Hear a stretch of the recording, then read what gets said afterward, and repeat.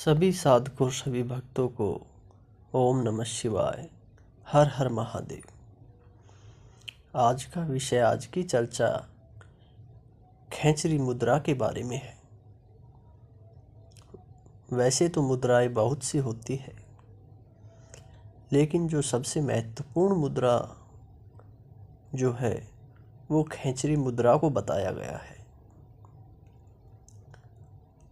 साधक को जब इस मुद्रा का पूर्ण आभास हो जाता है और नित्य अभ्यास हो जाता है तो वह मृत्यु को भी वश में करने की क्षमता रखता है। तो सभी साधक इस चर्चा को ध्यान से सुने। खेचरी मुद्रा क्या होती है और यह कैसे की जाती है। जब साधक अपने जीवा को उल्टी ले जाकर तालु कुहर से स्पर्श कराए, मुंह बंद रखते हुए, यह मुद्रा खेचरी मुद्रा कहलाती है। साधक अपने जीव को तालु कुहर से स्पर्श नहीं करा पाता, अतः जीवा को बढ़ाने के 3 साधन बतलाए गए हैं। पहला साधन छेदन है, दूसरा साधन चालन है और तीसरा साधन दोहन है।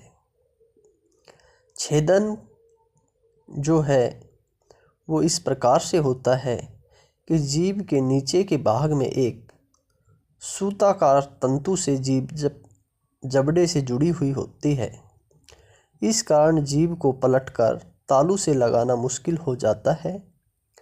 इसके लिए प्रतिदिन उस तंतु को सेंधा नमक की डली से रोम मात्र छेदन करे। उसके बाद सेंधा नमक और हरड़ का चूर्ण छेदित स्थान पर मले।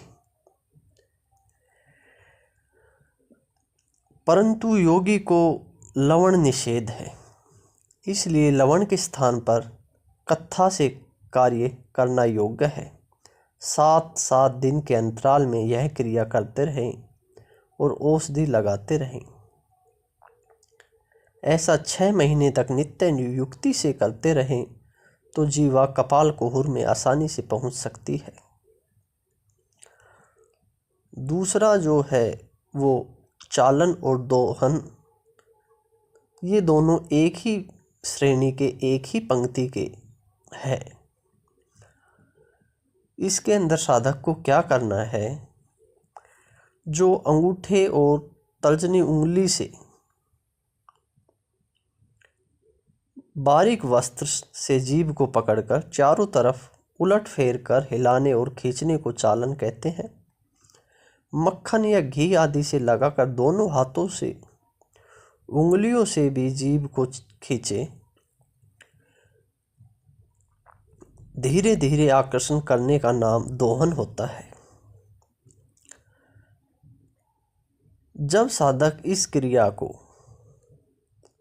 लगातार करेगा तो जो सुखद लगे दोनों में से वह गुरु निर्देशन से पूर्ण करे। उसके पश्चात जीभ इतनी लंबी हो जाती है कि नासिका के ऊपर भूमध्य तक पहुंच जाती है। इस तरह ये तीनों विधि है जिससे आप खेचरी मुद्रा को कर सकते हो और इसके विशेष लाभ प्राप्त कर सकते हो।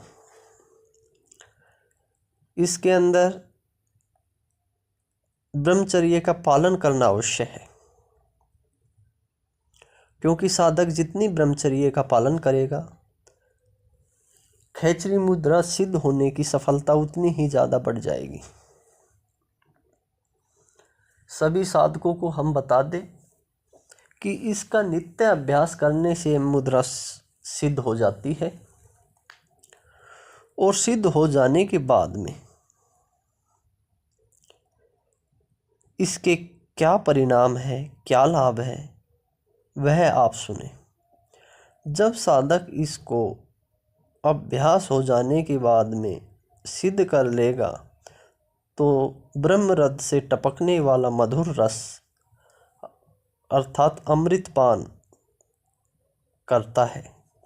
जीव के प्रविष्ट होने पर ईड़ा, पिंगला और सुषुम्ना के मार्ग खुल जाते हैं, जिससे समाधि की स्थिति उत्पन्न होती है। अमृतपान से साधक अपनी मृत्यु को भी अपने वश में कर लेता है, दीर्घायु हो जाता है। जन्म मरण के चक्र से मुक्ति मिलती है, मोक्ष के द्वार खुलते हैं। जिन साधक, जिन भक्त के अंदर थोड़ी सी भी आलस्य की, निद्रा की मात्रा होती है, उस पर उसका कंट्रोल बनता है और भूख प्यास आदि पर भी उसका नियंत्रण पूरा हो जाता है। साधक कई कई महीनों तक, सालों तक बगैर कुछ खाए पिए जीवित रह सकता है। उसे सर्दी गर्मी का भी एहसास नहीं हो पाता,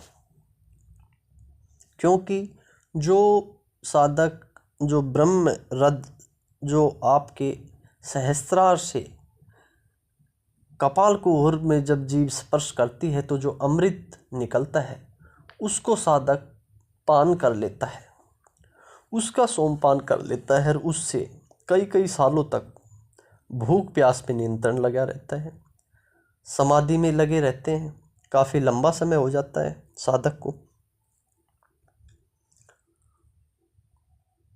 और जिस साधक की खेचरी मुद्रा सिद्ध हो गई उसको अनेकों सिद्धियां स्वतः ही प्राप्त हो जाती है, जैसे पानी पे चलने की योगिक क्रिया, आकाश गमन की क्रिया, वेश बदलने की क्रिया,